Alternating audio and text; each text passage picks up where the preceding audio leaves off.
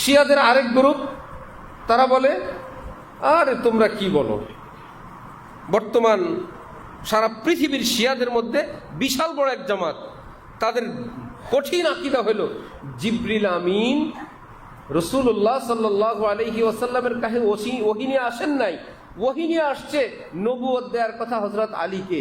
চেহারা সুরত নবীজির আর হযরত আলীর কাছাকাছি, কুরাইশ বংশের চাচাতো ভাই, ভুলে নবীজি কি দিয়ে গেছে।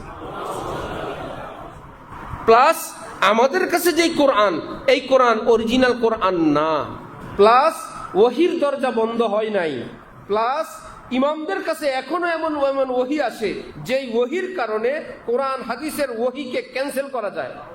সেই ইমাম কোথায় আছে বাবা?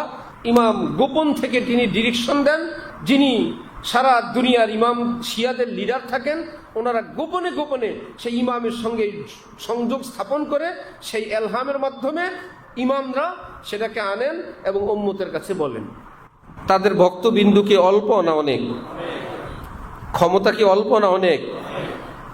তাহলে তাদের এই ব্যাখ্যাটা শরীয়ত সম্মত কি না, তাদের সঙ্গে যদি আপনি বসে যান টিকবেন না। আপনি দেখবেন যে অনেক দলিল, অনেক প্রমাণ, অনেক তথ্য, তাও 1-2 বছরের না, শত শত বছর মোটা মোটা কিতাব। আপনি যদি বলেন এত মানুষ কি আর ভুল করে, এত বড় হুজুর কি আর ভুল করে, এতগুলো মানুষকে আল্লাহ আল্লাহ বলে জাহান্নামে যাবে, এটা নিজে নির্ধারণ করার বিষয় না। আপনার দাবি থাকবে একটাই, এই যুগের, আগের যুগের, সেই যুগের ওলামায়ে হক্কানি কি করলেন। এখন আগের যুগের আলেমরা কি সিদ্ধান্ত দিলেন আমি কেমনে বুঝবো? আমি বুঝবো ওয়া উলিল আমরি মিনকুম, এই যুগের যারা শ্রেষ্ঠ আলেম তারা এই ব্যাপারে কি সিদ্ধান্ত দেন। আলেমদের দায়িত্ব হবে একদম নবীজি পর্যন্ত ওই চেইনটাকে চেক দেওয়া, নবীজি পর্যন্ত ওই মেইন চেইন যেটা, এটাকে চেক দিবে কি আমরা না উলামায়ে কেরাম। নাহমাদুহু ওয়া নুসাল্লি আলা রাসূলিহিল কারীম, আম্মা বা'দ, ফাআউযু বিল্লাহি মিনাশ শাইতানির রাজীম, বিসমিল্লাহির রহমানির রহিম। ইয়া আইয়ুহাল্লাযীনা আমানুত্তাকুল্লাহা ওয়া কুনু মা'আস সাদিকিন। সাদাকাল্লাহু মাওলানাল আযীম। وقال رسول الله صلى الله عليه وسلم الجليس الصالح خير من الوحدة والوحدة خير من جليس السوء أو كما قال النبي عليه الصلاة والسلام. وقال رسول الله صلى الله عليه وسلم من يريد الله به خيرا يفقهه في الدين ويلهمه رشدا أو كما قال النبي عليه الصلاة والسلام. আমি আল্লাহ পাক রব্বুল আলামিনের পবিত্র কালামের অংশ বিশেষ তেলাওয়াত করলাম এবং হযরত রাসূল করিম সাল্লাল্লাহু আলাইহি ওয়াসাল্লামের 2খানা হাদিস শরীফ পাঠ করলাম। আল্লাহ পাক কোরআন শরীফ এবং হাদিস শরীফের পরিপূর্ণ হেদায়েত আমাদের সকলকে নসিব ফরমান। কোরআনে পাক এবং হাদিসে পাকের নূরে আমাদের জীবনকে সুন্দর করার, আলোকিত করার তৌফিক দান করেন। হযরত রাসূল করিম সাল্লাল্লাহু আলাইহি ওয়াসাল্লাম থেকে এই পর্যন্ত আল্লাহ পাকের রহমতে, খাস মেহেরবানিতে সেই সুদূর আরব দেশ থেকে আমাদের দেশ, নবীজির যুগ থেকে এই যুগ পর্যন্ত আল্লাহ পাক আমাদেরকে এই দূর দেশে নবীর কালেমা, নবীজির ইসলাম, নবীজির কোরআন, নবীজির হাদিস আমাদের পর্যন্ত পৌঁছায় দিছেন। আমাদের অন্তরে সেগুলোর প্রতি শ্রদ্ধা দান করছেন। আমাদেরকে আল্লাহ পাক কালেমার মতো, ঈমানের মতন শ্রেষ্ঠ সম্পদ দান করছেন। আলহামদুলিল্লাহ। আল্লাহ পাক ঈমান নিয়ে বাঁচার, ঈমান নিয়ে দুনিয়ার থেকে যাওয়া আমাদের সকলের জন্য মঞ্জুর ফরমান। আমার ভাই, যুগে যুগে কোরআনে পাক, হাদিসে পাকের অনেক বড় মানুষেরা অনেক ধরনের ব্যাখ্যা অনেক বিশ্লেষণ করেছেন। আবার সেই ব্যাখ্যাগুলো সেই যুগের এবং পরবর্তী যুগের সমকালীন বা যুগশ্রেষ্ঠ আলেম ওলামারা গ্রহণ করেছেন, কোনো কোনো ব্যাখ্যা আবার বাদ দিয়েছেন। নবীজির পরবর্তী যুগের কোরআনে পাক হাদিসে পাকের বহু ব্যাখ্যা অনেক বড়রা করার পর দেখা গেল সমসাময়িক সকল আলেমগণ সেটাকে গ্রহণ করেছেন, অথবা দেখা গেল ওই আলেমেরই কোনো ব্যাখ্যা অন্যান্যগুলো গ্রহণযোগ্য হবার পর কোনো কোনো ব্যাখ্যা সেই যুগের কিংবা পরবর্তী যুগের আলেমগণ গ্রহণ করেননি। এক, কোরআন হাদিসের অনেক ব্যাখ্যাকারী লোক কোনো কোনো যুগে এমন ছিলেন ওই লোকের কোনো ব্যাখ্যাই আলেমগণ গ্রহণ করেননি। বলে গেছে অনেক কথা, কিন্তু আলেমদের কাছে তার কথা গ্রহণযোগ্য ছিল না। কিন্তু কোন আলেমের ক্ষমতা আছে ওনার কিতাবগুলো বন্ধ করে দেওয়ার? পারবে? ওনার প্রকাশনী বন্ধ করে দেওয়ার, মানুষের ঘর ঘর থেকে সেই কিতাবগুলো তুলে নিয়ে আসার ক্ষমতা কি আছে কারো? নাই। পরবর্তী যুগে আবার রাজা বাদশারা, মুসলিম রাজা বাদশারা যখন ক্ষমতায় আসলেন, তাদের আবার কিছু চিন্তা, তাদের কিছু মতবাদ ব্যক্তিগত, যেটাকে রাষ্ট্রীয় আকার দেওয়ার, রূপ দেওয়ার, রাষ্ট্রীয় ক্ষমতা দিয়ে চাপানোর চেষ্টা করেছেন। কিছু দরবারি মোল্লা ব্যাখ্যা বিশ্লেষণ করে দরবারের সুবিধা পাওয়ার জন্য সেই রাজার মন মস্তিষ্ক মোতাবেক ব্যাখ্যা দাঁড় করবার চেষ্টা করছেন। তো রাষ্ট্রীয় পৃষ্ঠপোষকতায় ব্যাপক প্রচার লাভ করছে। তাহলে বড় বড় বিজ্ঞ গ্রহণযোগ্য আলেমদের ব্যাখ্যাগুলো সঠিক কিনা, গ্রহণযোগ্য কিনা উনি নিজে বললে হবে না, ওই যুগের অন্যান্য আলেমগণ বলতে হবে। ইসলামের ভাষায় সেটাকে বলে মুফতাবিহি। সেটাকে বলে কি? মুফতাবিহি, যার উপর ফতোয়া প্রদান করা হয়। আর যেটার উপর ফতোয়া প্রদান করা হয় না বলেন গায়রে মুফতাবিহি। হ্যাঁ, ওনার একটা মত, কিন্তু এটা সর্বজন সম্মত স্বীকৃত নয়। সুতরাং ওনার প্রতি শতভাগ শ্রদ্ধা ভক্তির সঙ্গে ওনার এই মতটাকে আমরা আলাদা করে রাখবো, এটা আমাদের ইসলামের মূল ধারার সঙ্গে যোগ হবে না। বড় বড় মানুষের ব্যাখ্যা। তাহলে এই কথা আমি আপনাদেরকে বললাম, এই কথা কি শুধু আজকের যুগে না সকল যুগে? সকল যুগে, সকল শতাব্দীতে এই ঘটনাগুলো কি সব নর্মাল মানুষ থেকে ঘটছে না বড়দের থেকে? বড়দের থেকে। বড়দের সকল ব্যাখ্যাও গ্রহণযোগ্য হয় নাই সবার কাছে। যেমন হযরত ইমামে আজম এত সত্ত্বেও ইমাম আজমের এক কৌল আছে, এক উক্তি আছে, কেরাত বিল ফারসিয়া। কেউ যদি নামাজের মধ্যে সূরা ফাতিহা এবং কোরআনে পাক অনারবি ভাষায় পড়েন, অনুবাদটুকু পড়ে নেন, অর্থ পড়ে নেন, নামাজ হয়ে যাবে। ফতোয়া এই কথাটা বলছেন কে? হযরত ইমামে তাবি, 4 ইমামের মধ্যে সর্বশ্রেষ্ঠ। এখন কেউ যদি বলে যে আমি ইমাম আজমের কিতাবে পাইছি, আমি এটা মানব, আপনাকে মানার আগে এটা ভাবতে হবে ওনার এই উক্তিটা ওনার সময়কার আলেমরা কোন দৃষ্টিতে দেখছেন, ওনার পরবর্তী যুগে ওনার এই ফতোয়াটা কি গ্রহণযোগ্য ছিল না ছিল না, এটা হলো মেন জানার ব্যাপার। হুট করে কোনো কিতাব থেকে কোনো কথা বের করলে হবে না। ওই যুগের আলেমরা অথবা এই যুগের আলেমরা ওই মতের উপরে সিদ্ধান্ত কি দিলেন, খোঁজ নিয়ে জানা গেল হজরতের এই কথার উপর ফতোয়া প্রদান করেন নাই ওই যুগের কোন আলেম। কি ব্যাপার? ব্যাপার হলো বলা হয় যে আসলে যে যেমন অন্যদেরকে মনে করে কি তেমন। তিনি ভাবছেন নামাজটা তো পড়তে হবে, নামাজ তো শেষ করতে হবে, কোরআনকে যদি কোরআনের ভাষায় পড়তে যায় তাহলে এমনও তো হইতে পারে। ইমাম আজমের ব্যাখ্যা, যে বেচারা আলহামদুলিল্লাহ বলে নামাজ শুরু করার পর কোরআনের যেই মণি মুক্তার খাজানা উনি দেখতে পেলেন, আল্লাহ আল অর্থ কি, আলিফলাম এটা কি, হামদুন কেন বললেন, আর শুক্রু বললেন না, আল মাদহুলিল্লাহি রব্বিল আলামিন বললেন না, আর শুক্রুলিল্লাহি রব্বিল আলামিন বললেন না, অথবা হামদুন লিল্লাহি রব্বিল আলামিন বললেন না, আলহামদু বললেন, আল এটা কোনটা, এটার এত সব ব্যাখ্যা বিশ্লেষণ মণি মুক্তা ওনার সামনে। হামদুন অর্থ কি, সানাউন বিল লিসান, এসা তেসা, এই ব্যাখ্যা বিশ্লেষণের শেষে লিল্লাহি রব্বিল আলামিন পর্যন্ত ফজরের নামাজে দাঁড়াইছিল, সূর্য উঠে গেছে।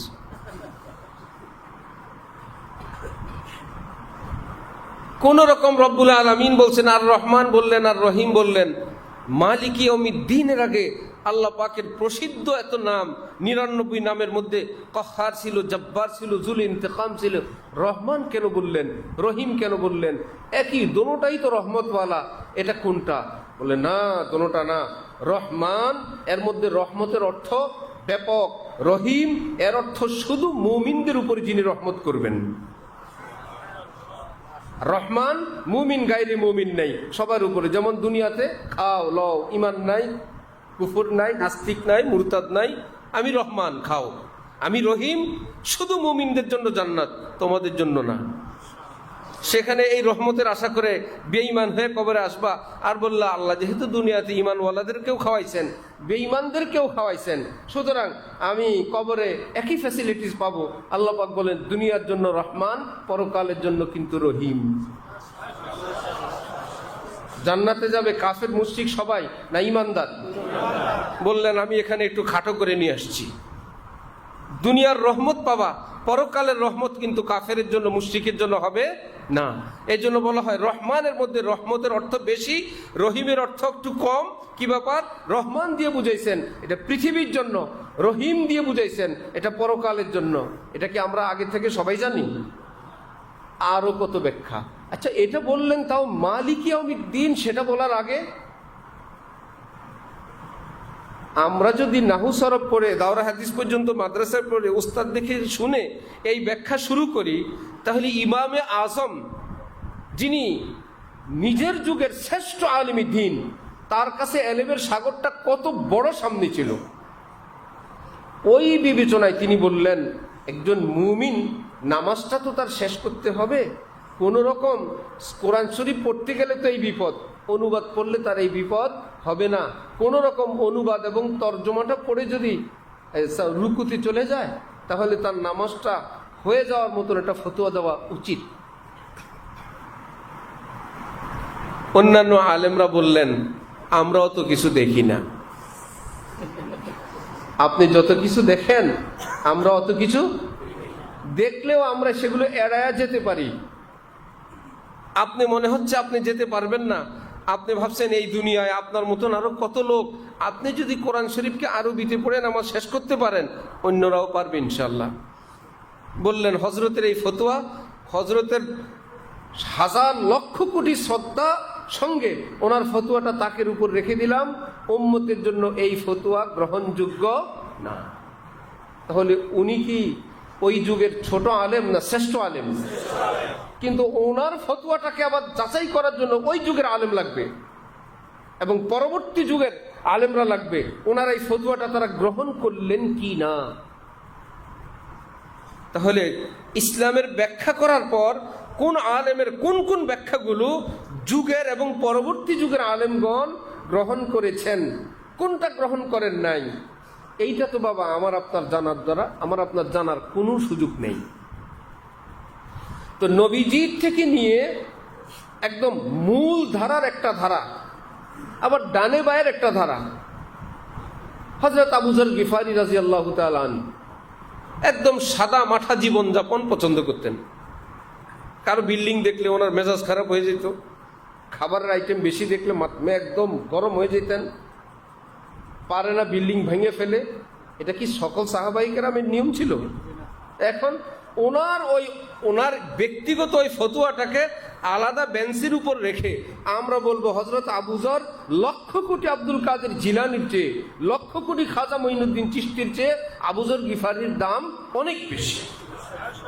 এত সত্ত্বেও হযরতের এই মেজাজ, এই রুচির উপর ইসলামের ফতুয়া না। এটাকে আমরা বলছিলাম না সেই যুগের সাহাবাই কেরাম বলছেন? সাহাবাই কেরাম বলছেন, পরবর্তী যুগের তাবি বলছেন। এখন যদি কেউ কিছু বললে, কোনো আলেমের কিছু একটা দেখলে বললেন, হ্যাঁ নবীর সাহাবী হযরত আবু যর গিফারি তো এই বলছেন, আর এই হুজুরের বিল্ডিং আছে, হযরত আবু যর গিফারি পাইলে ওনার বিল্ডিংটা ভেঙে ফেলতেন। আমি ফতোয়া দেই সাহাবীদের কথা দিয়ে। আপনি হঠাৎ সাহাবীদের কথা ফতোয়া দেন। ওই যুগের সাহাবাই কেরাম ওনার এই ফতোয়াটাকে কতটুকুন গ্রহণ করলেন, সাহাবীর পরে তাবিঈরা ওনার এই ব্যাপারে কি মতামত দিলেন, সেটা হলো মূল কথা। হঠাৎ করে কোনো একটা কিছু নিয়ে এসে বড়দের কোনো নাম দিয়ে, কোরআনের নাম, হাদিসের নাম, সাহাবীর নাম, তাবিঈর নাম দিয়ে ১৫০০ বছর পর ফতোয়া দেওয়ার পারমিশন এই পৃথিবীর কারণেই। তাহলে নবীজির পরে ইসলামের একদম সঠিক মূল পথ, মূল ধারা কোনটা, এটাকে আমরা ঠিক করব না সাহাবাই কেরাম ঠিক করবেন? আমাদের সুমন চৌধুরীর বসতে দাও, আসে ওদিক থেকে আসে, তান ভিতরে নিয়ে আসো। তাহলে নবীজির যুগের নবীজির ব্যাখ্যা বিশ্লেষণটা এটা চূড়ান্তভাবে যে এটাই নবীর পথ ছিল, এই কথাটাকে আমরা ১৫০০ বছর পর আমরা ঠিক করব না সাহাবাই কেরাম করবেন?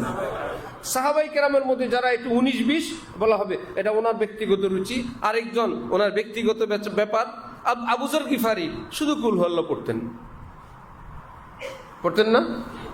সব সাহাবাই কেরাম কি শুধু কুল হল্লা পড়তেন? কি ব্যাপার? এখন জিবরিল আমিন আয়সা নবীজির সঙ্গে কথা বলেন, জিবরিল আমিন বলতেছেন ঠিক আছে আমি যাই, আবু যর গিফারি আসতেছে। নবীজি বললেন, জিবরিল তুমি আমাদের আবু যর কি চিনো? চিনি মানে আপনাদের দুনিয়াওয়ালারা যত চিনি, আমরা আসমানে যারা থাকি আমরা আরো বেশি চিনি। কি কারণে জিবরিল বলল? কারণ দুইটা, উনি নিজেকে অনেক ছোট্ট তুচ্ছ মনে করে আর বেশি বেশি কুলবল্লা পড়ে। তো এখন কি আমরা সবাই কুলহুয়াল্লাহ স্টার্ট দিব যে কোরআন ৩০ পারা বাদ এখন শুধু কুলহুয়াল্লাহ? না, এটা ওনার ব্যক্তিগত একটা বৈশিষ্ট্য, কিন্তু ইসলামের মূলধারা কি? নবীজি ২৪ ঘন্টা শুধু কুলহুয়াল্লাহ পড়তেন, সাহাবাই কেরাম সারা জীবন শুধু কুলহুয়াল্লাহ পড়তেন না, ৩০ পারা পড়তেন। তাহলে ওনার কুলহুয়াল্লাহটা ওনার জন্য এটা বৈশিষ্ট্য বলে আলাদা করে রাখবো। ইসলামের একটা মূল ধারা এটা সাহাবাই কেরাম ঠিক করে গেলেন, কুলহুয়াল্লাহ এটা আবু যর গিফারির, আর বাড়ি টাড়ি দেখতে না পারা আবু যর গিফারির, কিন্তু ৩০ পারা কোরআন তেলাওয়াত করা, স্বাভাবিক জীবন যাপন করা এটা জুমহুর সাহাবাই কেরামের, এবং এটাই ইসলামের মূল পথ। ডানে বায়ে একটু পথ আছে, এটা ওনাদের ব্যক্তিগত, কিন্তু মূল পথ সেটা না।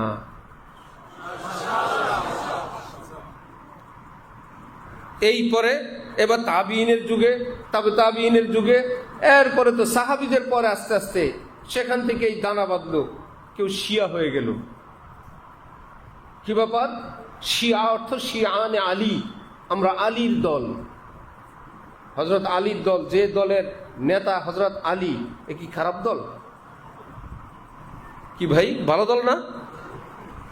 বলে হয়তো বাবা খাজা বাবা চিশতির মতন, যে আমরা খাজা মঈনুদ্দিন চিশতির দল। খাজা যদি থাকতেন আজকে তোমাদের দল সম্পর্কে তার মতামতে না জানা যেত যে তোমরা তার দল না তার মতের বিপরীত চিন্তা নিয়ে তার নাম বিক্রি করো। এখন হযরত আলীর ওই সময় থেকে একটু অতি প্রেম ভালোবাসা দেখানোর পার্টির ভিত্তি করে আলী রাদিয়াল্লাহু তাআলা আনহুকে ভালোবাসতে বাসতে বাসতে বাসতে এতটা, আর মিয়া হযরত আলী তো ১ নম্বর খলিফা হওয়ার কথা।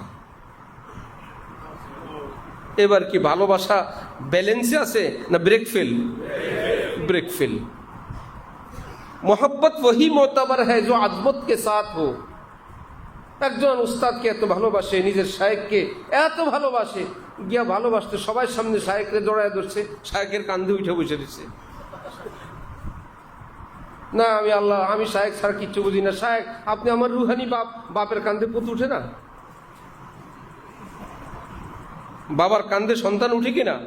সুতরাং আপনি আমার রুহানি আব্বা, আমি সেই হিসেবে উঠছি, হবে না। मोहब्बत वही मोतबर है जो आजमत के साथ हो।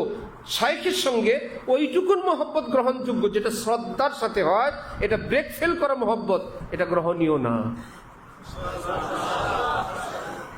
আমাদের শেখ হযরত ওয়ালা দামাত বারাকাতুহুমের নিকট একজন বলছে, হযরত আপনি আমার বাবা। হযরত বললেন, ইসলাহের লাইনে আব্বা বলে নিজেকে ইসলাহ থেকে মুক্ত রাখার এই কৌশল ঠিক না। শাইখ শুধু আব্বা না, শাইখ ডাক্তারও। শাইখ শুধু বাবা না, ডাক্তারও।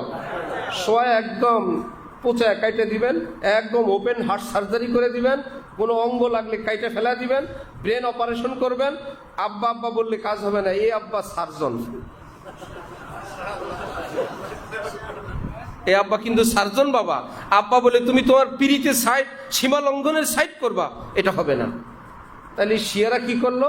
হযরত আলীকে ভালোবাসতে বাসতে বলল উনি ওসমান থেকেও সেরা।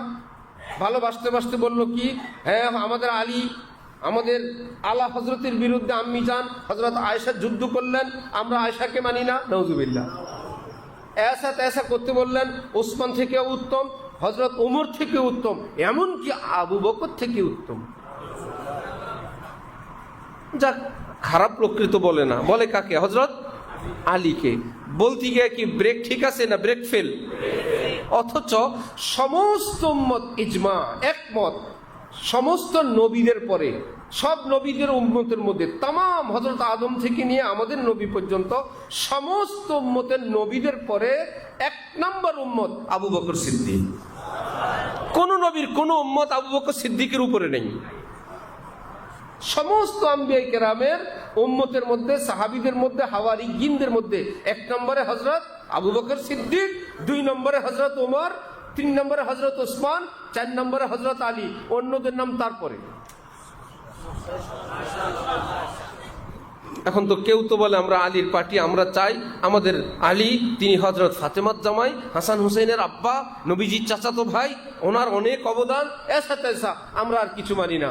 ওনাদের এই মোহাব্বত, এই ভালোবাসা, এই দলিল, এটাকে আলেম ওলামারা গ্রহণ করছেন না বর্জন করছেন?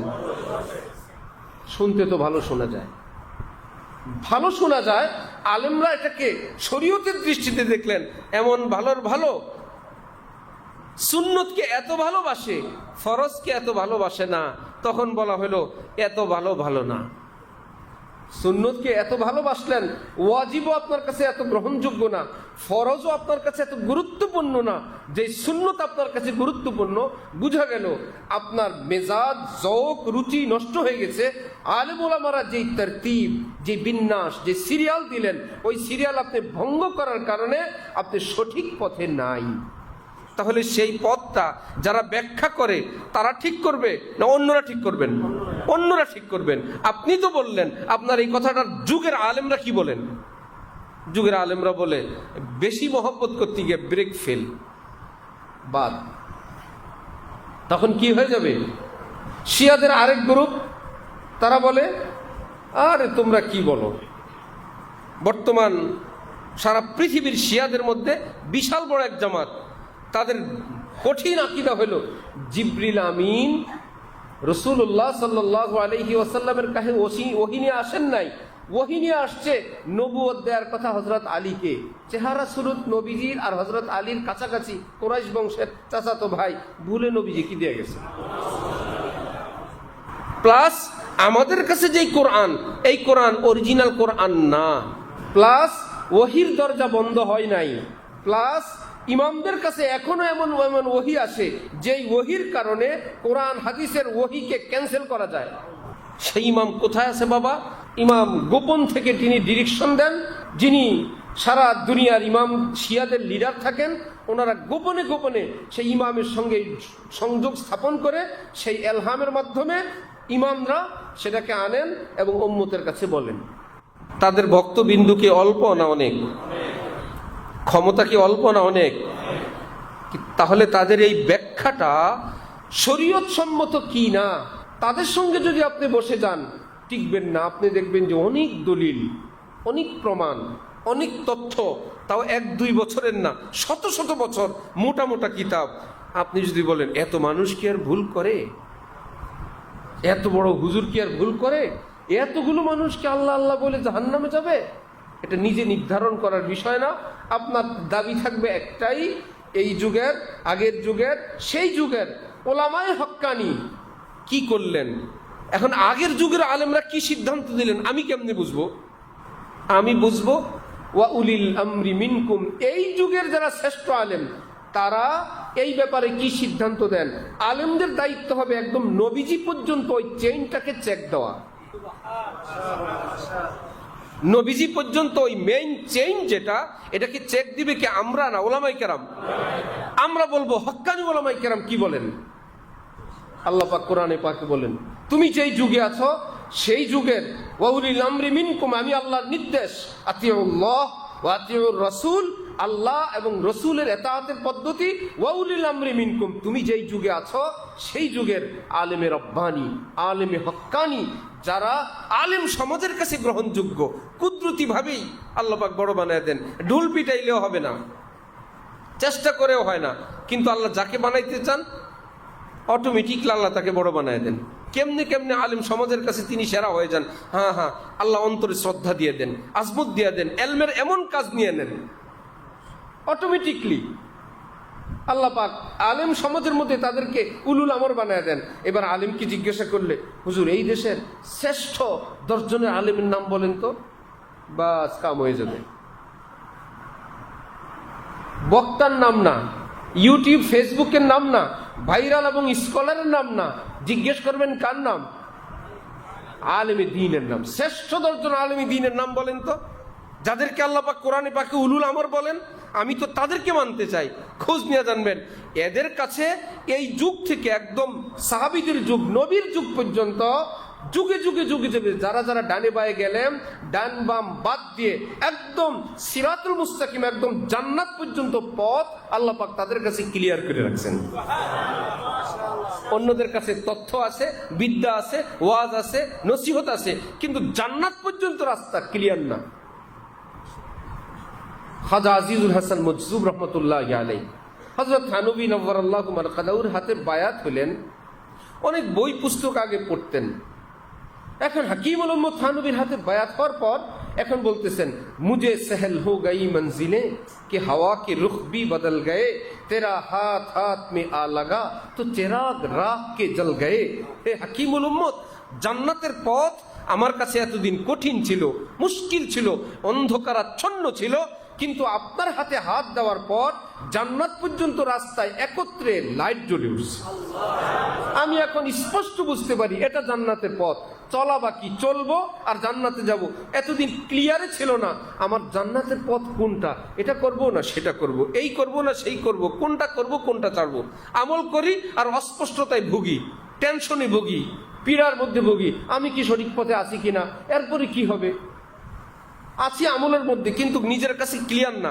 কিন্তু আপনার মতন উলুল আমর, আপনার মতন নায়েবে রসুল, যুগ শ্রেষ্ঠ আলেম মুজাদ্দিদের হাতে হাত দিয়ে সুহবতের বরকতে আল্লাহ পাক আমাকে দ্বীনের এই ফাহাম, দ্বীনের এই বুঝ দান করলেন। আমার কাছে এখন ক্লিয়ার, স্পষ্ট, এটাই সিরাতুল মুস্তাকিম, এটাই জান্নাতের রাস্তা, যেটাকে হযরত থানবী নওয়ারাল্লাহু মারকাদাহু বলতেন, নূরে ফাহাম কিসি ফানি ফিল্লাহ बाकी बिल्लाह की सुहबत के बेदून हासिल नहीं होता। दीনের সঠিক জ্ঞান, নুরানি বুঝ, একদম এতেদাল, এটা ফরজ ফরজ, এটা ওয়াজিব ওয়াজিব, এটা সুন্নত সুন্নত, এটা না করলে হবে, এটা করতেই হবে, আর গুনাহ থেকে মুক্ত থাকতে হবে, আল্লাহকে রাজি খুশি করা লাগবে। এই হলো এক ধ্যান। আরেক গ্রুপের ধ্যান, এই কাজটা করা লাগবে, এটা আমাদের দলের কাজ, এটা আমাদের সংগঠনের কাজ, এটা ফরজ হোক আর ওয়াজিব হোক, এটা করতে গিয়ে আরো 10টা বাদ যায় যাক, আমাদের এই সংগঠন এটা করতে হবে, এভাবেই একামতি দিন করতে হবে, এভাবেই মানুষকে দিনের দাওয়াত দিতে হবে। এক অন্ধকারের মধ্যে পড়ে থাকে, দিনের দাওয়াত দিতে দিতে অন্ধকারে, রাষ্ট্রীয় ইসলাম প্রতিষ্ঠা করতে করতে অন্ধকারে। কি ব্যাপার? তার কাছে দিনের রাস্তাটা ক্লিয়ার না। এর কারণ কি? এইরকম কোনো মানুষকে সে পায় নাই। আজকে সাধারণ মানুষ যারা গুমরাহ, পথভ্রষ্ট, এ কি নিজে নিজে পথভ্রষ্ট না কারো ব্যাখ্যার কারণে? কারো ব্যাখ্যার কারণে, কোনো না কোনো ব্যাখ্যা, কোনো না কোনো ব্যাখ্যাকারীর ব্যাখ্যার কারণে বেচারা এমন হয়ে গেছে। এবার নেট থেকে হোক, বই পুস্তক থেকে হোক, ওয়াজ মাহফিল থেকে হোক, পারিবারিকভাবে হোক, যার মন মস্তিষ্কে মগজে কোনো একটা কথা ঢুকছে সে সেটা নিয়ে বসে আছে। হ্যাঁ হ্যাঁ, আমরা দেখছি আমাদের বাপ দাদা এরকম করতেন, আমরা দেখছি আমার আব্বা কোনো বুজুর্গের কবরের পাশ দিয়ে গেলে এরকম চুমু দিতেন, এখন ছেলেও চুমু দেয়।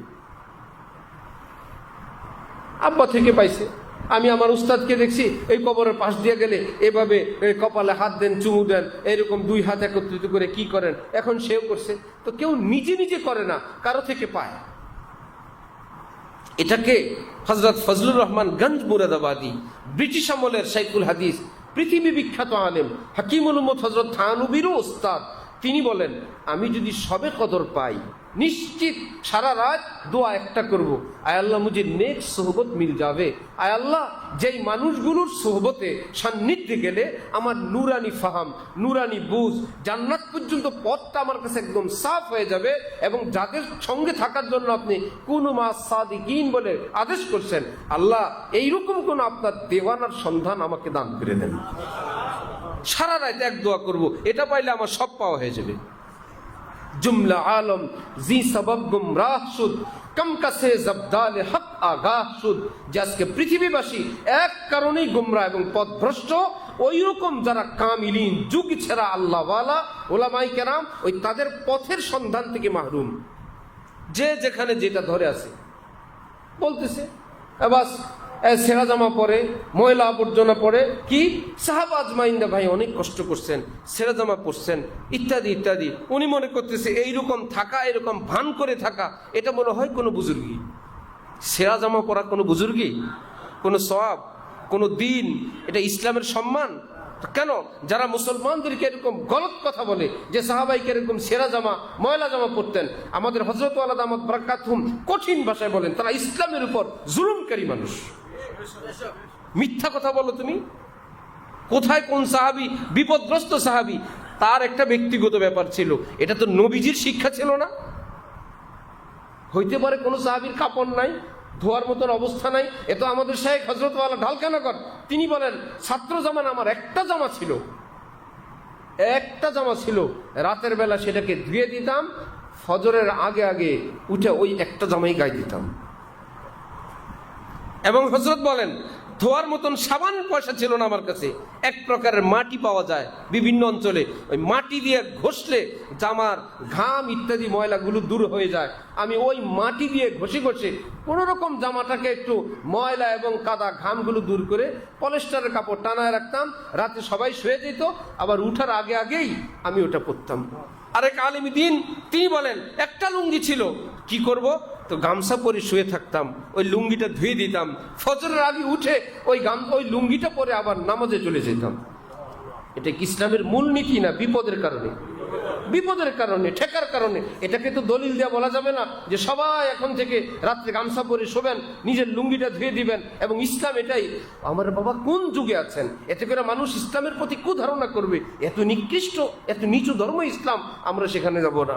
আমাদের মুসলমান যারা ধনী শিক্ষিত সারা পৃথিবী ঘুরে, তারা বলবো পৃথিবী কত উন্নত, আর মোল্লাদের কাছে বলে আমার গামছা ফিন্দা শুইতে, আবার ফজরের সময় উঠা লুঙ্গি পরতে। আমি তোমাদের পাই পারবো না, তোমরা যাও যাও, তাহলে ইসলাম থেকে আরো দূরে যাবে।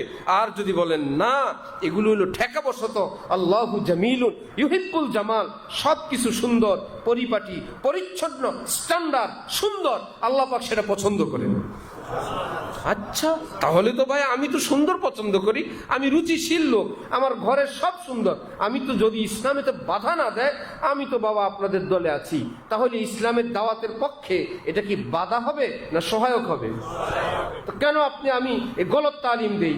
একটু খাওয়া যাবে না, একটু হাসা যাবে না, একটু স্বাভাবিক জীবন যাপন করা যাবে না, একটু গাল ফাঁক করে হাসলেই না না মাকরু হয়ে গেছে, কয়েক তরকারি দিয়ে খাইতে বসলেই সমস্যা হয়ে গেছে, ভালো জামা পরলেই আল্লাহ রসুলের রাস্তা থেকে বের হয়ে গেছে। এই ব্যাখ্যাগুলো কি আলেম ওলামাদের, হক্কানি আলেমদের ব্যাখ্যা না ডাইন বামের ব্যাখ্যা?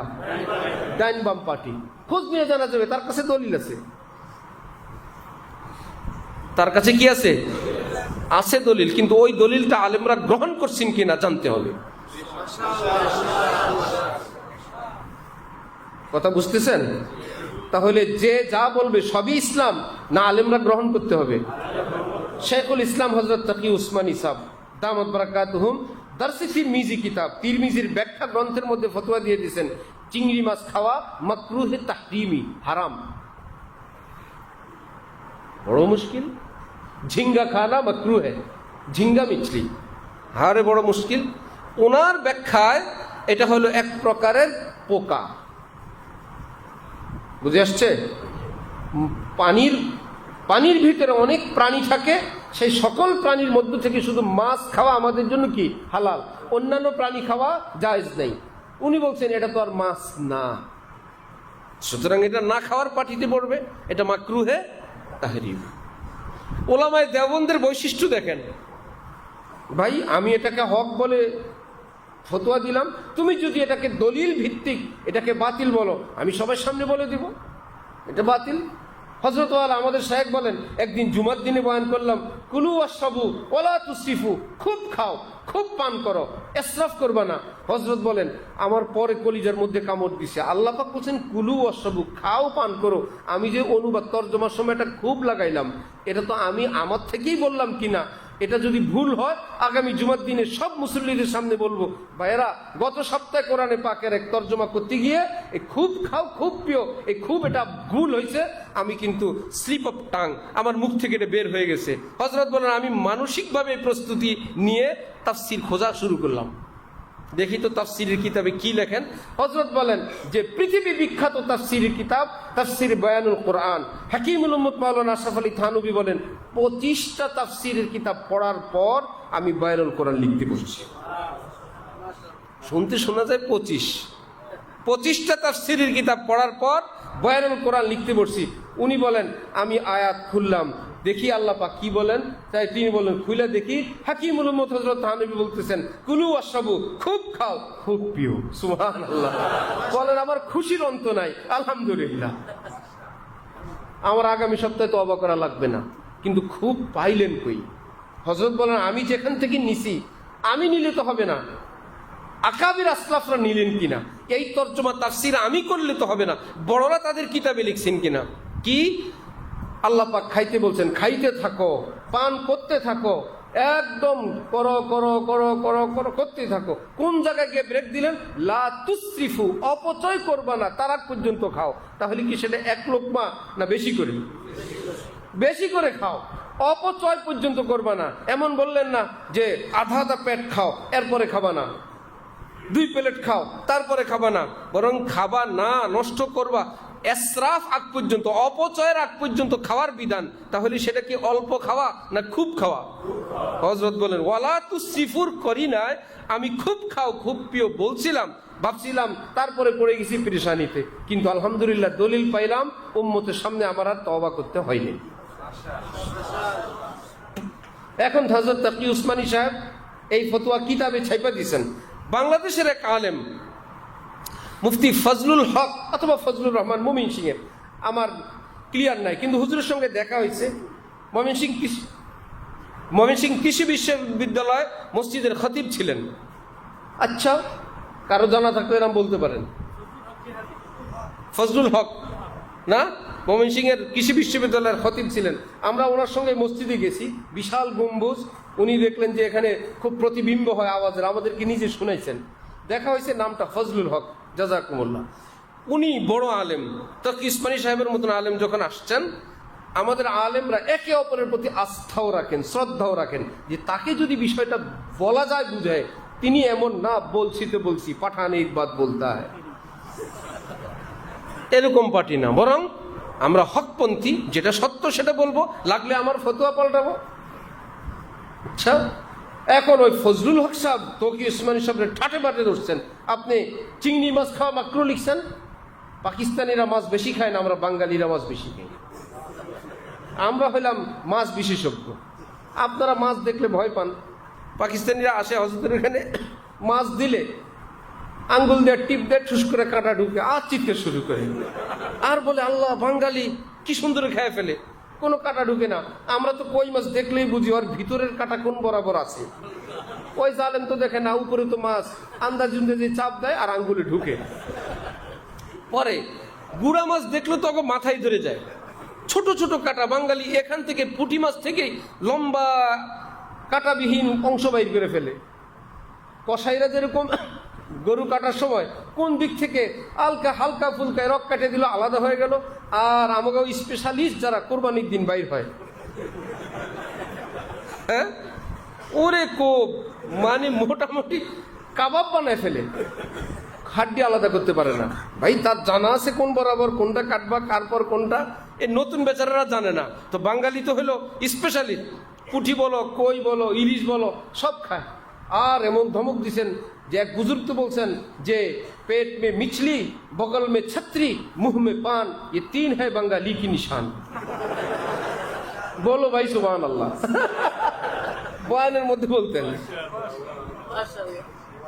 पेट में मिछली, बगल में छतरी, मुंह में पान, ये तीन है बंगाली की निशान। बोलो भाई सुबहानाल्लाह। সবাই মজা পাইতেন যে বাঙালির কাজ বগলে একটা ছাতি থাকবে, আর পেট টেস্ট করলে কিছু মাছ পাইবা, আর পান নিয়ে কেবল এরকম করতে থাকবে।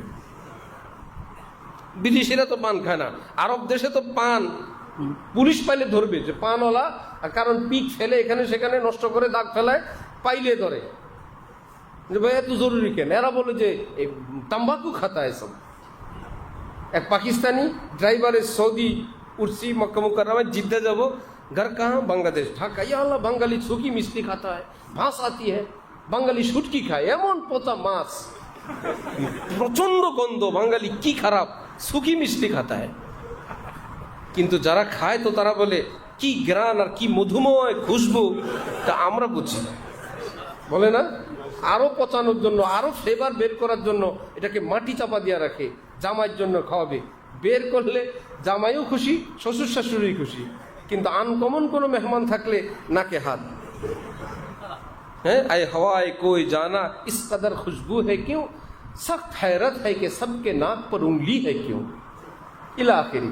তো হযরত তকি উসমানী সাহেবকে উনি এমন ধমক দিলেন এবং বললেন, আপনি শত শত মসজিদের গেটে একটা করে চিংড়ি ঝুলায় রাখেন, মুসল্লিরা প্রবেশ করতে আর বের হইতে এটাকে কি বলে, পোকাটা কে ঝুলাইছে না মাছটা কে ঝুলাইছে।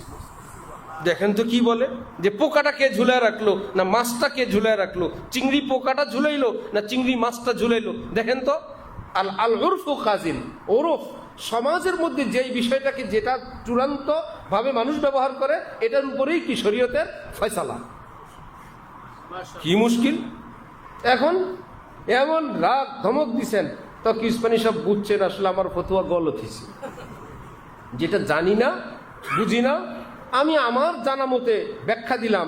এখন চিংড়ি মাছ সম্পর্কে আমার চাইতে বড় পণ্ডিত পাওয়া গেছে, এটা একদম মাছ। উনি বললেন মাছ ফেলে যায়, অসুবিধা কি,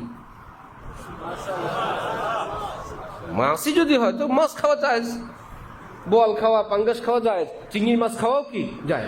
মুখলিস কত, আল্লাহ ওয়ালা কত, যে আমি বলছি সেটার উপর থাকতে হবে না, হকের উপর থাকতে হবে। কি ভাইরা, আমাদের কোন তরিকার উপর থাকতে হবে না হকের উপর থাকতে হবে। ইমামে রব্বানী হযরত গঙ্গুহি রহমতুল্লাহ আলাইহি চিঠি লিখতেন বেদাতীরা কঠিন ভাষায়, যা তা। যখন মুমূর্ষ অসুস্থ কঠিন, উনি বললেন আমাদের হামারে দোস্ত আজকাল আমি ইয়াদ नहीं करते, বন্ধুরা কি আজকাল স্মরণ করে না।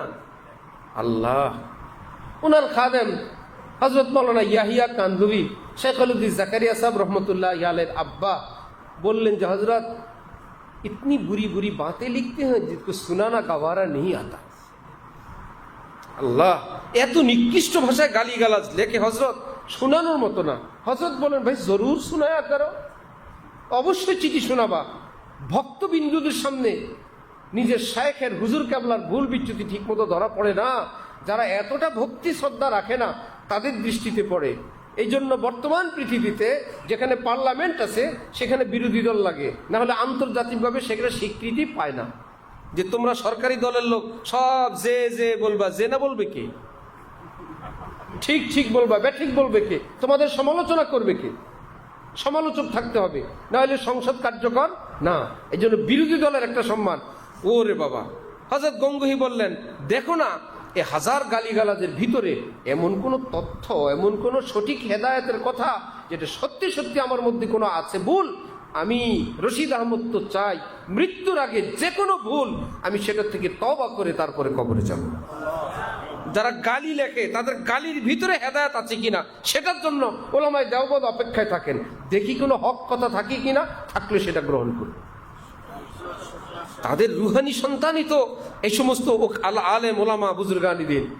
হযরত পাকিস্তানে গিয়ে ফতোয়া চেঞ্জ করে দিয়েছেন যে ভাই বাংলাদেশ থেকে আমি মাছ সম্পর্কে আমার আরো আইডিয়া হয়েছে, আমার ডিটেলস জানা হয়েছে, চিংড়ি এটা পোকা না, এটা কি। বাংলাদেশের কয়েকজন আলেম ওলামা, এর মধ্যে কুমিল্লা শহরের মুফতি জিলানী ভাই ছিলেন, ওনারা বিদায় অনুষ্ঠান বড় করে অনুষ্ঠান করলেন। তকি উসমানী সাহেব, ওনার বড় ভাই রফি উসমানী, যিনি দারুল উলুমের মুহতামিম মুফতি আজম পাকিস্তান, তকি উসমানী সাহেবের চেয়েও বড় আলেম। আচ্ছা, ওনাদেরকে আয়োজন করলে জিলানী সাহেবরা বললেন বড় চিংড়ি গোনা করছি, যেটাকে এতদিন মাকরু বলতো, আজকে ওই অনুষ্ঠানে ওটা পাকাইছি আমরা। পাকায়া হযরত রফি উসমানী সাহেবের প্লেটে দিছি। হ্যাঁ, রফি উসমানী সাহেবের। রফি উসমানী সাহেব বললেন ভাই মুফতি তাকি ইসকো মাকরু कहते हैं ভাই। আরে ভাই তকি, আমাদের মুফতি তকি উসমানীটাকে মাকরু বলে, তোমাদের এত বড় সাহস? দারুল উলুম করাচির মধ্যে তোমরা সেই মাকরু জিনিস রান্না করে আমাদের দস্তরখানে দিছো? হ্যাঁ, এখন আলেমরা বললেন হজরত ने फतवा बदल दिया, आजकल जायज फरमाते हैं। अच्छा तो फिर भाई ठीक है, যদি তকি উসমানী বলে এটা খাওয়া যাবে, ঠিক আছে দাও। একটা খায় বলে তো ভাই মজাই, আরেকটা দাও। সুবহানাল্লাহ। এতদিন কাছেও যান না, চলো না ভাই, এটা নিষেধ। ভাই যদি সিদ্ধ হয় আলহামদুলিল্লাহ, এতদিন নিষেধ ছিল, এখন সেটা সিদ্ধ হয়ে গেছে। ওলামায়ে কেরাম এখন তকি উসমানী সাহেবকে দিছে, উনিও এখন খান। সুবহানাল্লাহ বিহামদি। এই জন্য বলা হয় উলাইকা আবাই ফাজিনি বিমিসলিহিম, এরা আমাদের পূর্বপুরুষ, এরাই আমাদের হকের রাস্তা দেখাইছেন। কোনো ব্যক্তি পূজা, দলের পূজা, নিজের কিছু না, শরীয়তে পাকে যেটা বলে সেটাই তারা উম্মতের সামনে পেশ করেন। ভুল হয়ে গেলে অন্য 10 জন 20 জন 50 জন বলে হযরত আপনাকে সম্মান করি, শ্রদ্ধা করি, আপনার চিংড়ির ফতোয়া সঠিক না, আবার তাকে সোজা করে দেন। এদের নাম ওলামায়ে দেওবন্দ, এদের নাম কি? ওলামায়ে দেওবন্দ। তাহলে বড় বড়রাও এমন কোনো কথা, এমন কোনো ফতোয়া দিয়ে বসেন যেটা অন্যান্য আলেমদের কাছে গ্রহণযোগ্য থাকে না, সেই কথাটা কি আমরা সাধারণ মানুষরা নির্ধারণ করব না ওলামায়ে কেরাম? তাহলে যখন আমরা আলেমদের থেকে বিচ্ছিন্ন হয়ে যাব, ওই তকি উসমানী সাহেবের আগের কিতাব একজনে নিয়ে আসবে আপনার কাছে, দেখছেন তকি উসমানী সাহেব বলছেন মাকরু, আপনি তো আর জানেন না, একদম অনুবাদ করে দেখলেন, আজকের থেকে জীবনে আর চিংড়ি মাছ খাবো না। কি ব্যাপার? আপনি একা একা কিতাব পেয়ে শুরু করছেন। আপনার উচিত ছিল কোন আলেমের অনুসরণ করবেন, আলেম বলবে আরে ভাই ওই ফতোয়া এক সময় ছিল, কবে ক্যান্সেল হয়ে গেছে। এই খবর কি সাধারণদের কাছে না আলেমদের কাছে? আলেমদের কাছে। সে এক সময় আল্লাহ পাক বলেন কামিন ফিয়াতিন কালিলাতিন গালাবাত ফিয়াতান কাসীরাতাম বিইজনিল্লাহ, অল্প কয়েকজন বিশাল বিশাল দুশমনের বিরুদ্ধে আল্লাহর রহমতে বিজয় অর্জন করছে। কোরআন শরীফের আয়াত আছে, এখন ওইটা দিয়ে মাশাআল্লাহ আলেম ওলামারা বয়ান করেন। অথচ ওই আয়াতের পর আর অন্যান্য আয়াতের পর কোরআন শরীফের মধ্যে আয়াত আল্লাহ পাক বলেন আল-আনা খাফফাল্লাহু আনকুম ওয়া আলিমা আন্না ফীকুম যাফা, যে আমি আল্লাহ তোমাদের জন্য নীতিমালা কিছুটা হালকা করলাম, আমি তোমাদের মধ্যে আগের মতন ইমানি শক্তি এখন দেখছি না। কোরআন যখন নাজিল হয় তখনকার কথা, শুরুর দিকের অবস্থা এখন আর নাই। এখন আমি একটু শিথিল করলাম ইসলামের বিধান। এখন তোমরা যদি 100 হও, 200-র বিরুদ্ধে তোমাদের বিজয় হবে। তোমরা 1000 হইলে 2000-এর উপর তোমরা বিজয় অর্জন করতে পারবে। তো সুতরাং আলেম ওলামারা বলেন আগে তো জেহাদ ফরজ হয়ে যেত, যেই কয়জনই থাক। রব্বুল আলামিন বলেন আমার স্পেশাল পাওয়ার আছে, তোমরা অল্প কয়জন যাও, আমি কি দিব? বিজয় দিব। পরবর্তীতে আল-আনা খাফফাল্লাহু আনকুম, এই আয়াত থেকে আল্লাহ পাক বললেন জেহাদ ফরজ হওয়ার জন্য শত্রুপক্ষের যদি 1 লাখ সৈন্য থাকে, তোমার 50,000 সৈন্য লাগবে, তবে জেহাদ ফরজ। আর যদি এর থেকে কম থাকে সৈন্য জোগাড় করো, এর আগে জেহাদ ফরজ না। আল-আনা খাফফাল্লাহু আনকুম। এখন বলে মহিলাদের তো এই জেহাদ করা যায়, হযরত আম্মি জান জেহাদ করছেন, মহিলাদের এসা করা যায়। হ্যাঁ, হযরত আম্মি জান জেহাদ তো করছেন, পরবর্তীতে নিজে লজ্জিত হয়েছেন, নিজের ওই নেতৃত্ব দেওয়া থেকে তিনি আফসোস করছেন। যেই সাহাবী কোনো কাজ করার পর পরবর্তীতে ওই কাজ থেকে তিনি লজ্জিত হন, তওবা করেন, সেটা আর দলিল থাকে না, ওটা ক্যান্সেল হয়ে যায়। ওই শুরুটুকুন জানা আছে, হযরত আম্মি জানতো জেহাদের নেতৃত্ব দিচ্ছেন, করছেন, শেষে তো তিনি তওবা করছেন, ওই খবর আপনার কাছে আছে না। সুতরাং যে যেই কাজ করেন ওটা দলিল থাকে, কিন্তু নিজে যদি তওবা করে ফিরে আসেন সেটা আর দলিল শরীয়তে থাকে না। এই খবরগুলো কি আমাদের কাছে না আলেমদের কাছে? তাহলে ডানে বাঁয়ের অনেক পথ আছে, অনেক শাখা প্রশাখা আছে। কেউ তো একদম বাতিল হয়ে গেছে, কেউ তো বাতিল হন নাই, হক, কিন্তু তার ওই ফতুয়াটা অগ্রহণযোগ্য। এই যে বিশাল ডালপালা ডানে পায়ে, আরেকটা হলো গাছের শিকড় থেকে নিয়ে, গোড়া থেকে নিয়ে মূল বডিটা একদম মাথা পর্যন্ত, আর কিছু ডানে বাঁয়ে চলে গেছে। ঠিক এই মূল বডিটা আজকের থেকে নিয়ে একদম রাসূলুল্লাহ সাল্লাল্লাহু আলাইহি ওয়াসাল্লাম পর্যন্ত। এটা কি জানতেন আলেমের কাছে না শ্রেষ্ঠ আলেমদের কাছে? এই যুগের শ্রেষ্ঠ আলেম, আগের যুগের শ্রেষ্ঠ আলেম, আগের যুগের শ্রেষ্ঠ আলেম, আগের যুগের শ্রেষ্ঠ আলেম রাসূলুল্লাহ সাল্লাল্লাহু আলাইহি ওয়াসাল্লাম বলেন, লা তাযালু তাইফাতুম মিন উম্মতি মানসুরিনা আলাল হক। সকল জামানায়, সকল যুগে আমার উম্মতের একটা বিশেষ তবকা, গায়রে আলেম না, আমলবিহীন না। আপনি মনে করবেন না আমি মনে হয় ওটার সদস্য, অনেক দিন থেকে তাহাজ্জুদ পড়ি, আমি মনে হয় ওটার বিশেষ সদস্য না, এটা গায়রে আলেমের না। লা তাযালু তাইফাতুম মিন উম্মতি, আমার উম্মত, এই উম্মতির নিসবতে খাসসা, এজাফত, এই এজাফত থেকে ওলামায়ে কেরাম বের করছেন। এখানে যেই মানায় বুঝান দ্বীনের সংরক্ষণ, দ্বীনের বহন, দ্বীনের ব্যাখ্যা, এর থেকে বুঝা যায় আওয়াম না, এটা কারা? শ্রেষ্ঠ ওলামায়ে কেরাম।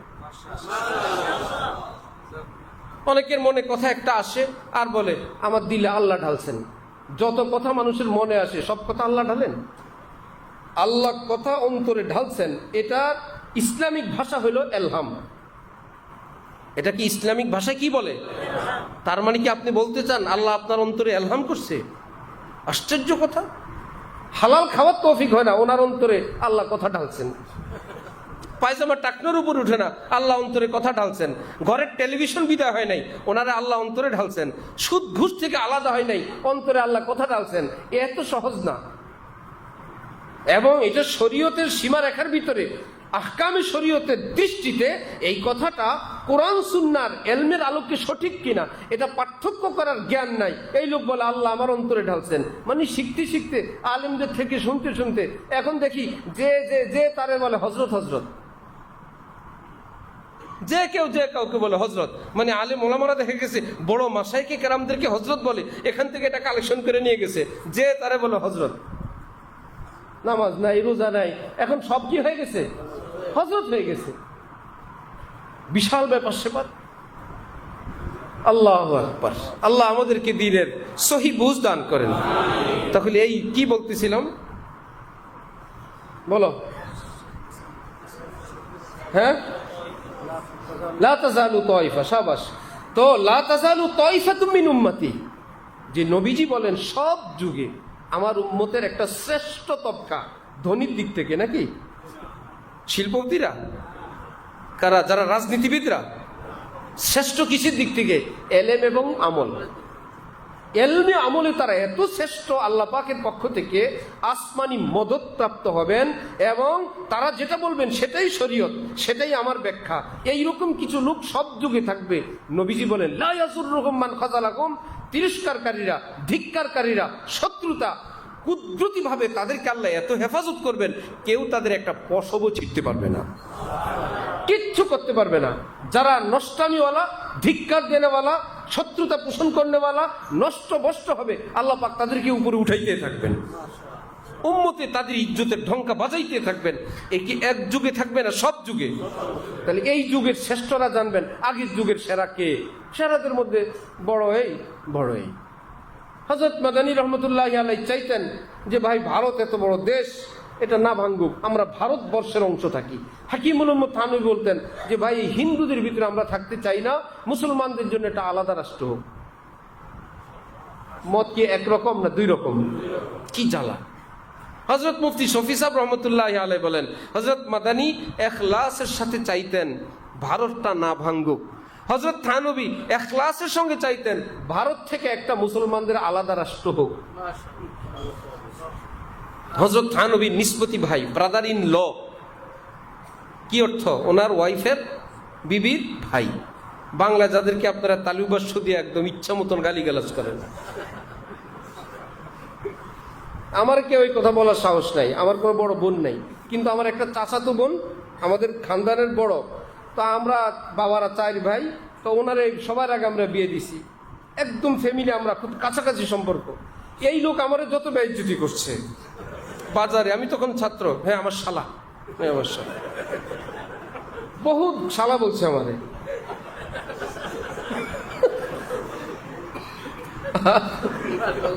যেখানে তেখানে ওনার বন্ধু বান্ধব শালা শালা, আমার কাছে খুব বিরক্ত লাগতো। তখন পরে জানলাম হযরত থানবী বলছেন, ভাই এটা বলা ঠিক না, ভাই বলো বাচ্চাদের মামা, অথবা বলো নিসবতি ভাই। নিসবতি ভাই, শালা কি নিসবতি ভাই। আর যদি ইংলিশম্যান হও বলো brother in law, brother in.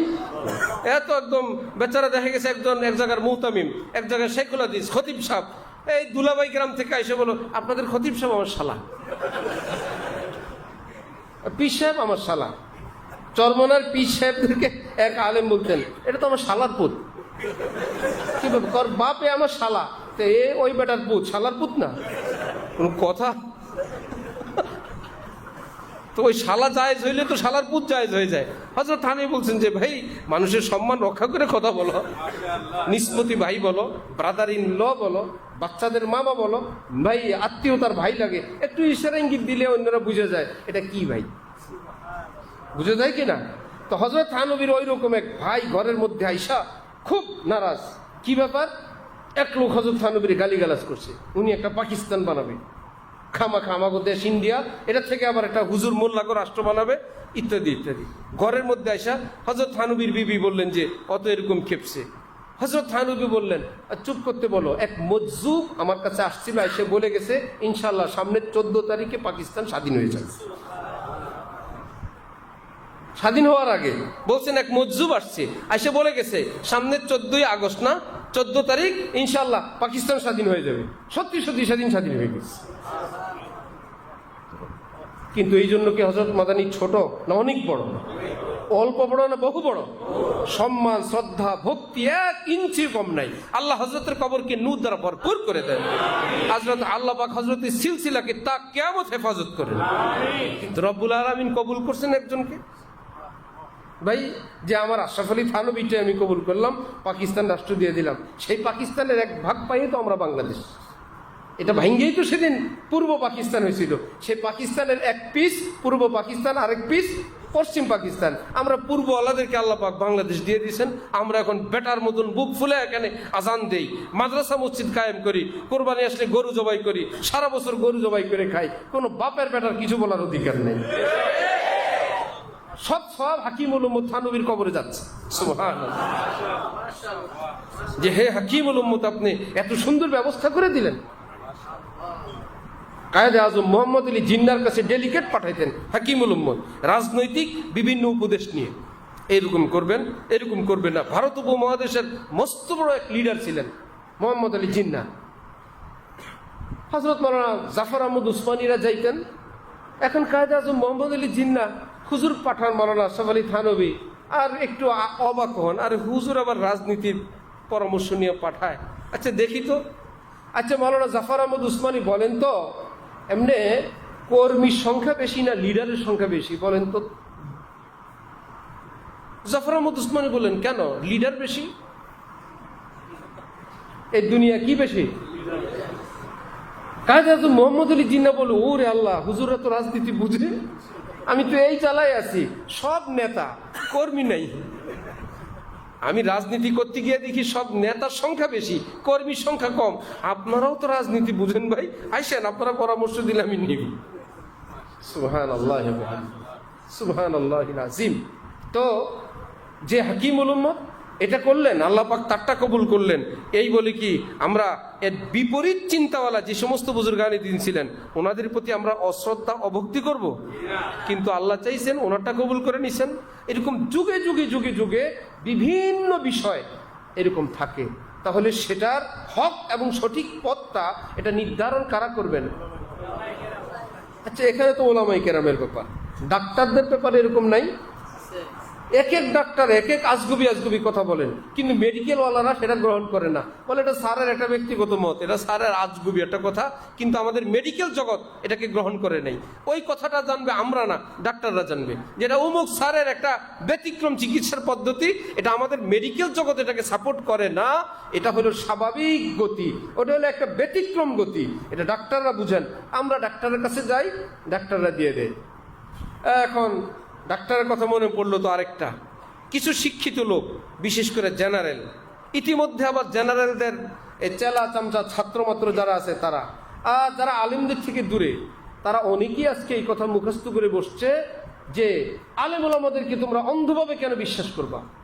তোমাদের চোখ নাই, পড়াশোনা করবা, আলেমরা বললেই মানতে হবে, এটা পরীক্ষা করে দেখবা কোরআন হাদিসে আছে কিনা। বলে কিনা? অন্ধভক্ত, এটা হওয়া ঠিক না। তোমরা জ্ঞানী মানুষ, শিক্ষিত মানুষ, বই পুস্তক পড়বা, কোরআন পড়বা, কোরআনের অনুবাদ আছে, তাফসীর আছে। মোটামুটি হুজুররা পর্যন্ত সাধারণ মানুষদেরকে উদ্বুদ্ধ করে, খাজা পিন্দারত কে দারাত হাসিলে হাসিলে খাজা বজুজ পিন্দার নিজ।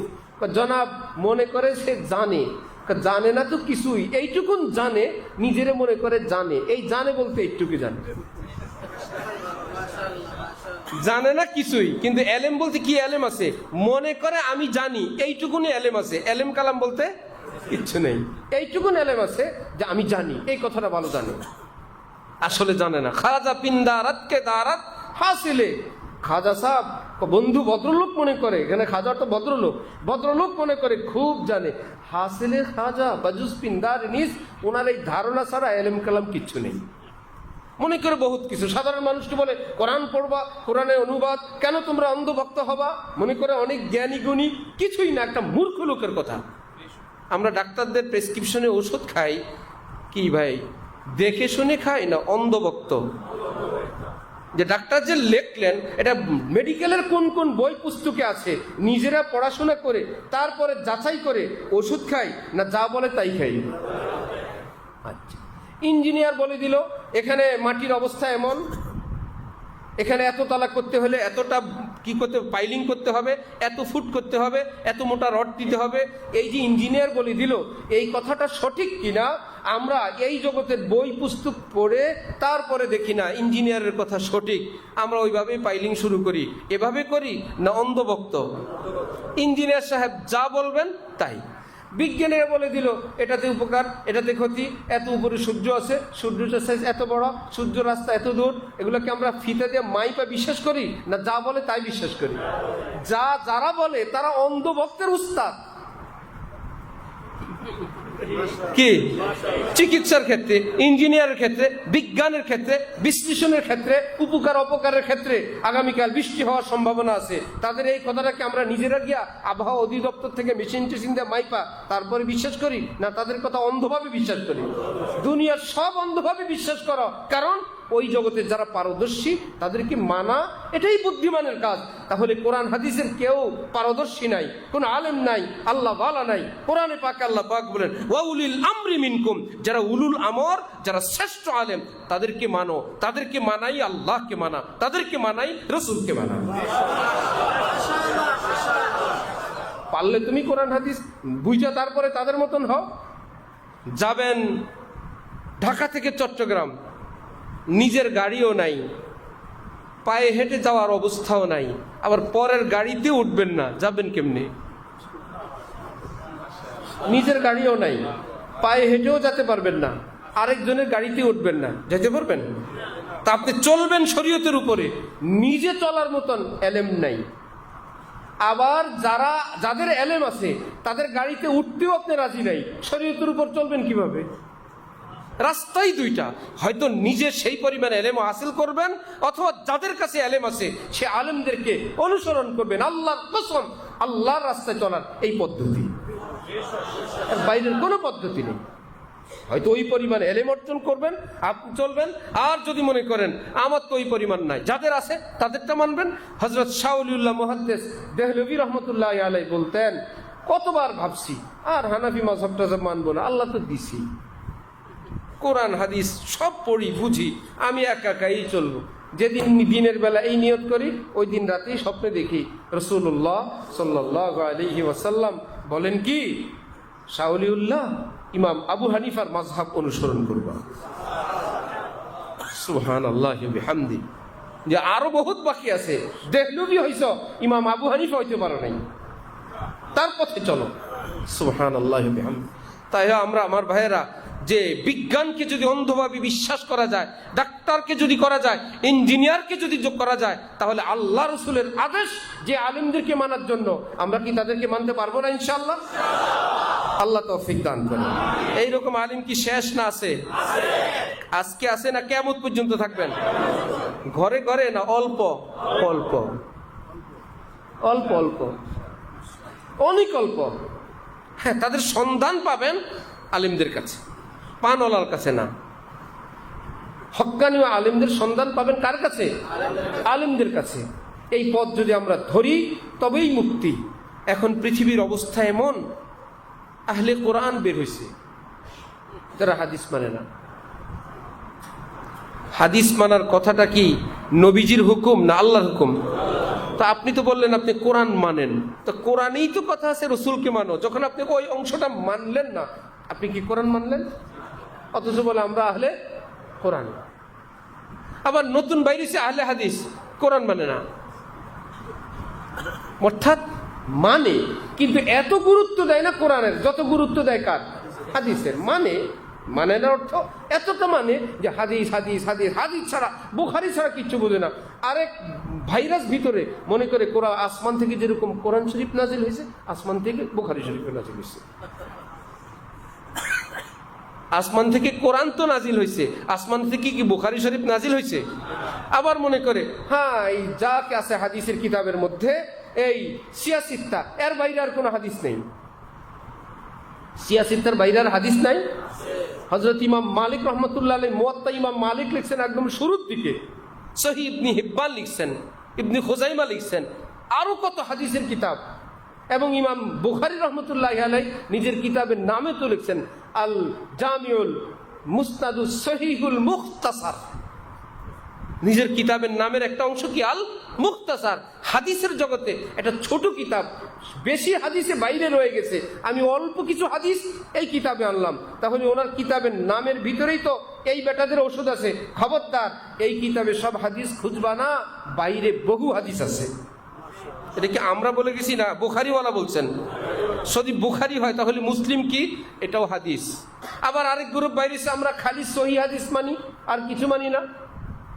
ইমাম তিরমিজি এক হাদিস বলেন, একটু পরেই বলেন হাযা হাদিসুন হাসান, এই হাদিসটা কিন্তু সহিহ না, এটা হাদিসের নাম হলো হাদিস হাসান।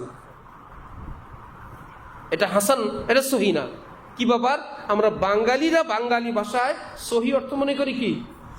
সত্য কথা মনে করেন। সহিহ অর্থ কি? শুদ্ধ। সহিহ না অর্থ কি? শুদ্ধ না। হাদিস জগতে হাদিসের নাম এভাবে না। সহিহ মানে শুদ্ধ, সহিহ না মানে শুদ্ধ না। হাদিস জগতে হাদিসের নামগুলো এভাবে রাখা হয় নাই। বরং যদি বলেন শুদ্ধ, শুদ্ধ হাদিস তিন প্রকার। কয় প্রকার? এক প্রকারের নাম সহিহ, দ্বিতীয় প্রকারের নাম হাসান, তৃতীয় প্রকারের নাম কি? জয়ীফ। আর যদি বলেন তাহলে শুদ্ধ না, সে হাদিস কি? ওই হাদিসের নাম হাদিসে মৌজু, জাল হাদিস। যে হাদিস শুদ্ধ না, সে হাদিসের নাম কি? হাদিসে মৌজু, জাল হাদিস। তাহলে শুদ্ধ হাদিস কয় প্রকার? তিন প্রকার, সহিহ, হাসান, জয়ীফ। যেমন আমরা ইংলিশে বলি কি? Good, better, best. গুড মানে কি? খারাপ। তাহলে বেটার অর্থ কি? আরো ভালো। বেস্ট অর্থ সব, তিনোটাই ভালো। কিন্তু এই তিনোটার মধ্যে বেস্ট সবচেয়ে ভালো, বেটার তারপরের ভালো, গুড তারপরের ভালো। কোনোটা কি পচা না? তিনোটাই ভালো। আচ্ছা, এ একটা ব্যাখ্যা। দ্বিতীয় ব্যাখ্যা হইল সহিহ এবং হাসান জয়ীফের আরো সুন্দর। কারো বাবার বয়স 40-45, ছেলেকে কেউ জিজ্ঞেস করলো আপনার আব্বা কেমন, শরীর স্বাস্থ্য? আলহামদুলিল্লাহ, স্ট্রং, আব্বা একদম সুস্থ। বর্তমানে আব্বার অবস্থা কি? সহিহ, কাম পারে, কাজ পারে, বস্তা নিতে পারে, নারকেল গাছে উঠতে পারে, আছে না? আব্বা কি জয়ীফ না সহি? আব্বা সহি। এখন বয়স বাবার 60-65, একজন জিজ্ঞেস করলে আপনার আব্বা কেমন? না আগের মতো না, আব্বা তো কিছুটা দুর্বল হয়ে আসছেন, এই কয়েকদিন আগে রিটায়ার্ড হয়েছেন, এখন আছেন ভালো মাশাআল্লাহ, চলতে ফিরতে পারেন, গাছ টাছে উঠেন না, বড় কোনো বস্তাও বহন করতে পারেন না। এখন কি আব্বার শক্তিটা আগের মতন একটু কম? বর্তমানে আব্বা অবর্তা হাসান ভালোই আছে। আব্বা কি আছেন? ভালোই আছেন, কিন্তু আগের মতো নাই। তার মানে কি বর্তমানে আমি এখন 50% আব্বাটা কি, 50% আঙ্কেলটা কি?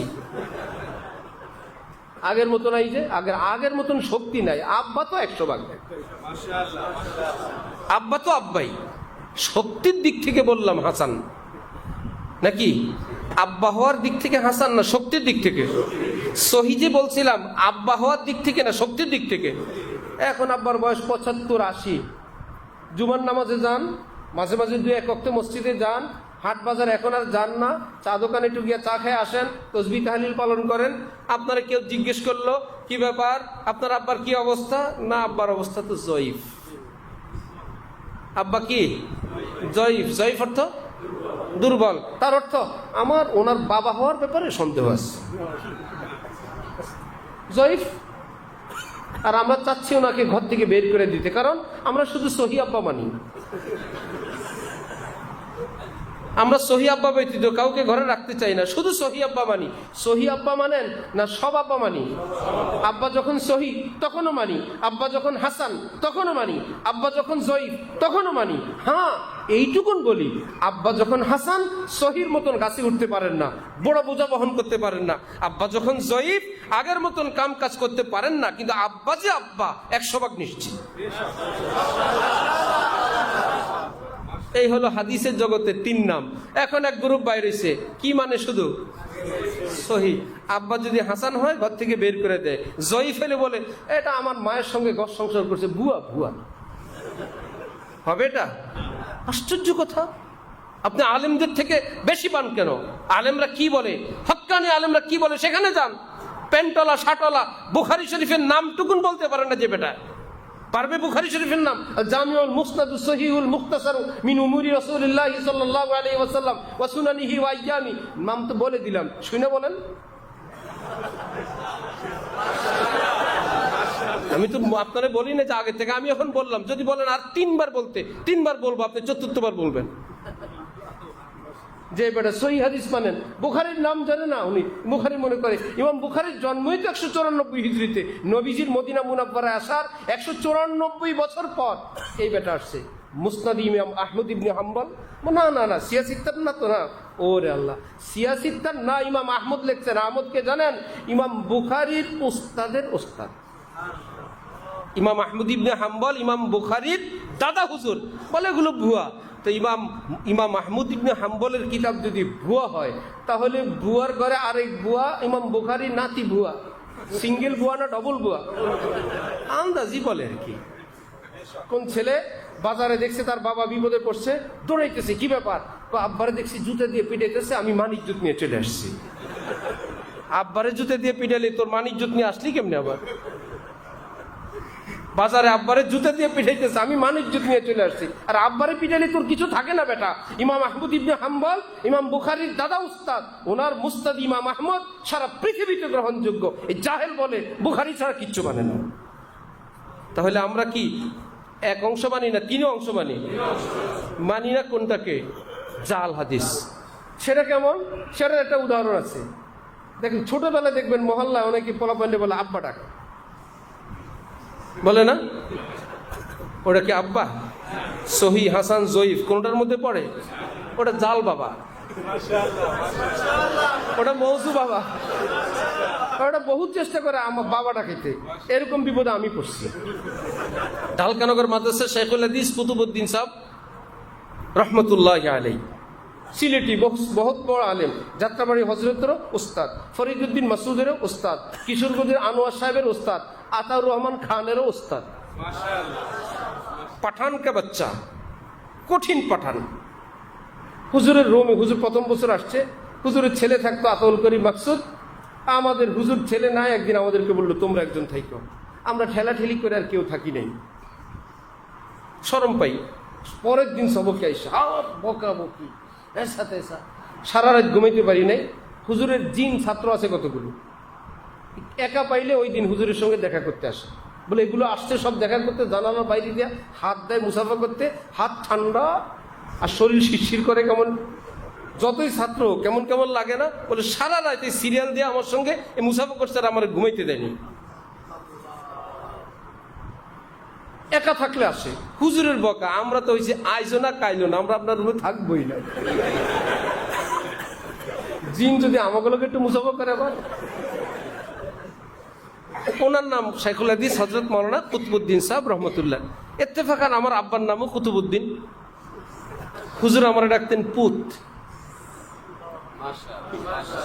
খতমে বুখারীর দিন হুজুরে কিস্তি টুপি পরেন, জামা পরেন, একটা ছোট্টখাট্টো পায়জামা, ক্রিম কালারের জামা একটা, পায়জামা একটা, আর কিস্তি টুপি একটা দিয়ে আমার বললেন খতমে বুখারীর দিন এগুলো পইরা বসবা।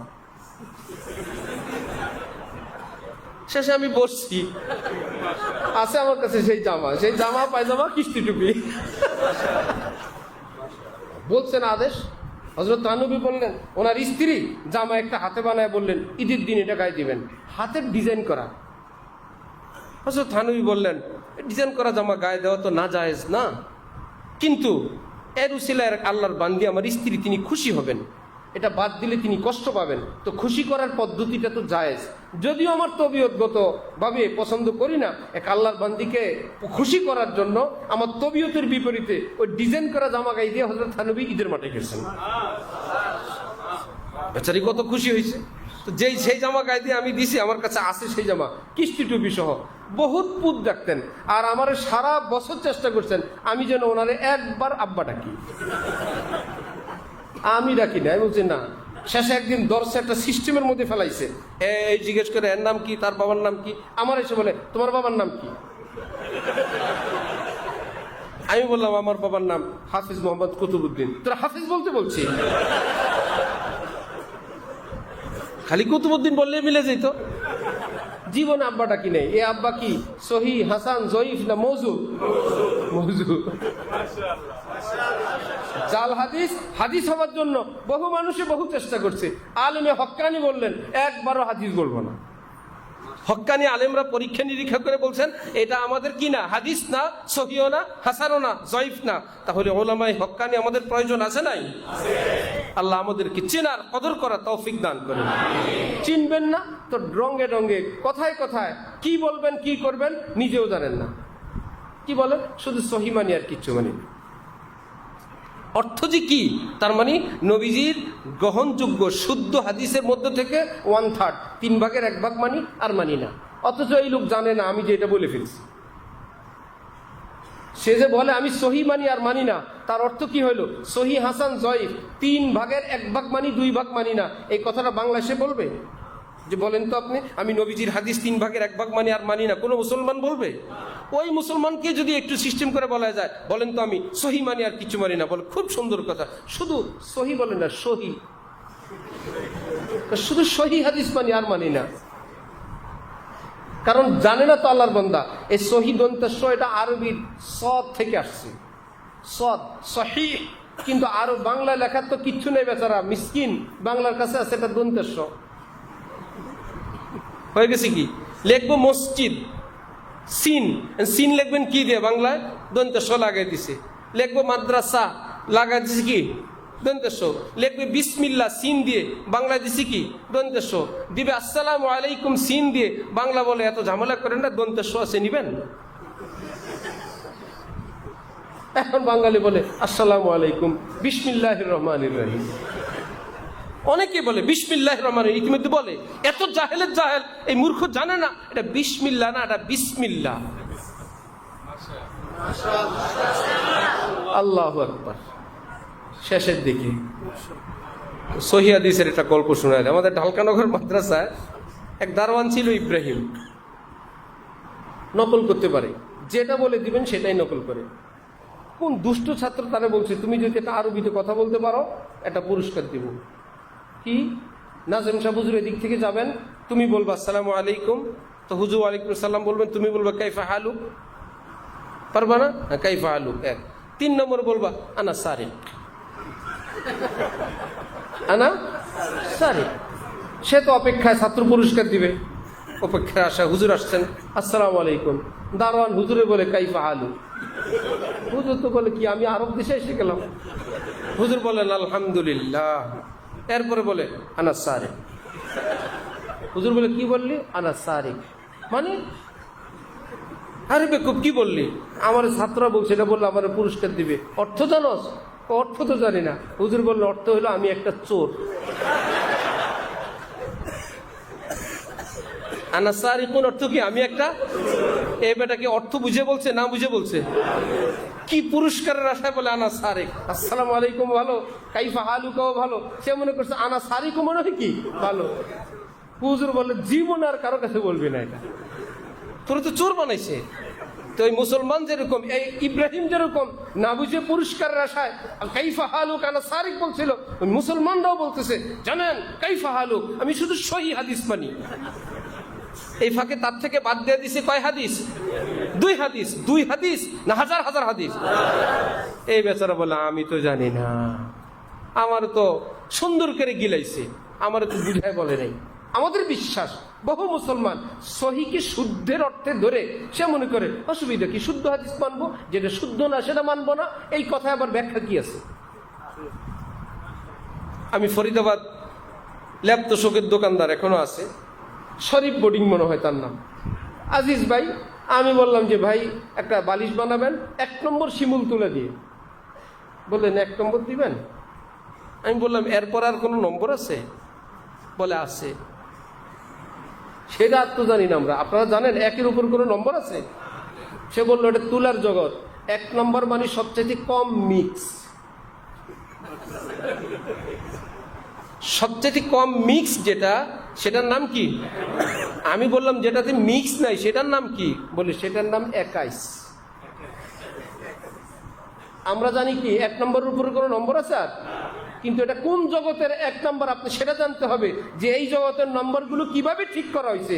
ওনারা বলবেন এই জগতের নাম্বারগুলো যেটা একদম ফ্রেশ ওটার নাম 21, আর যেটা 1 নাম্বার অল্প মিক্স 2-3 হলো এই। তাহলে সেই জগতের পরিভাষা বুঝতে হবে না? তো সেই জগতের পরিভাষা যদি 1 নাম্বার বলতে গিয়া কিছু মিক্স হয় আর আমি জানি না, তাহলে হাদিসের জগতে সহি শব্দটা কোন অর্থে ব্যবহার হয় এটা জানতে হবে না? শব্দের অর্থ খুঁজতে হবে। ভাই 20 গ্রাম শব্দের অর্থ কি? সেখানে 20 গ্রাম না শহর সবটা? বিশাল বড় একটা জেলা, কেমনে 20 গ্রাম হইল বলে কেমনে টামনে জানি না। এই জেলার নাম 20 গ্রাম। এখানে 20 গ্রাম খুঁজলে হবে না, এটার একটা নাম। 14 গ্রাম এটা একটা নাম, এটা কোনো তর্জমা তাফসীর হলে হবে না। 2500 এটার নাম কি? 2500 কেন? বেশ কম আছে কোনো? 2500 যা 2500 তা আপনি দেখেন। থানা 2500, জেলা নারায়ণগঞ্জ, দলিলে কাগজপত্রে আই দিতে হবে। যদি যে বলে হবে না তারা আপনি বলবেন অর্থ তো একই, বলবে তোর অর্থ বাদ দিয়ে 2500 বলবে, বলবে কি না? এটাকে বলে শাব্দিক অর্থ, আর সমাজে ব্যবহৃত অর্থ এটাকে বলে পারিভাষিক অর্থ। তাহলে হাদিসের জগতে সহি এটা শুদ্ধের অর্থে ব্যবহার হয় না অন্য কোন অর্থে ব্যবহার হয়, এটা কি আমরা বাইরের থেকে বুঝবো না আলেমরা বুঝবেন? তাহলে আজকে থেকে আমরা কি হাদিসের 1 প্রকার মানি না 3 প্রকার মানি? শক্তি 1 রকম না 3 রকম? 3 রকম। কোনটা কোন জায়গায় কাজে লাগবে এটা বুঝবেন ওলামায়ে কেরাম। কি বাবার জয়ীব বাবা কি বলে না, ওয়াজ টোয়াজ করতে পারে না, আখিরি মোনাজাতটা দিতে পারে। কি জয়ীব বাবা 60-70 বছর হয়ে অচল হয়ে গেলে 2 ঘন্টা বয়ান দিতে পারবেন? এই বাবা জোয়ানকালে বয়ান করছেন না, বলে আব্বা এখন শক্তি নাই, আখিরি মোনাজাত দিতে পারবেন। ঠিক জয়ীফ হাদিসগুলোকে এরকম আখিরি মোনাজাতের কাজে আলেমরা লাগায়, ফাজাইলের কাজে, বিভিন্ন কাজে আকেল। তাহলে যেই ভাইয়েরা বুঝেন না আবার আরেক না বুঝার পিছনে পড়ছেন।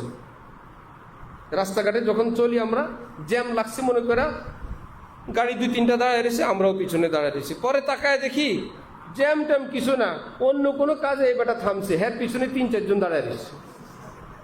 হয় না এরকম? রাত্রে গভীর জ্যাম লাগছে কুমিল্লা রোডে, হা কি ব্যাপার? পরে দেখি বহু আগে জ্যাম সারছে, একদম সামনের ট্রাকের ড্রাইভার সে ঘুমায়। এরপরে সবাই, তাহলে যে ঘুমায় তার পিছনের উম্মতের কি অবস্থা? মনে করতেছে আমরা সহি লাইনে আছি, আসলে ইমাম সাহেব কি ঘুমায় আছে। এইরকম ইমামের পিছনে পড়বেন না। ঘুমন্ত ইমাম চাই না, জাগ্রত ইমাম চাই। এরা কারা? সাধারণ মানুষ না ওলামায়ে কেরাম? ছোট আলেম না শ্রেষ্ঠ আলেম? আল্লাহ আমাদেরকে তৌফিক দান করুন। ওয়া আখিরু দাওয়ানা আলহামদুলিল্লাহি রাব্বিল আলামিন।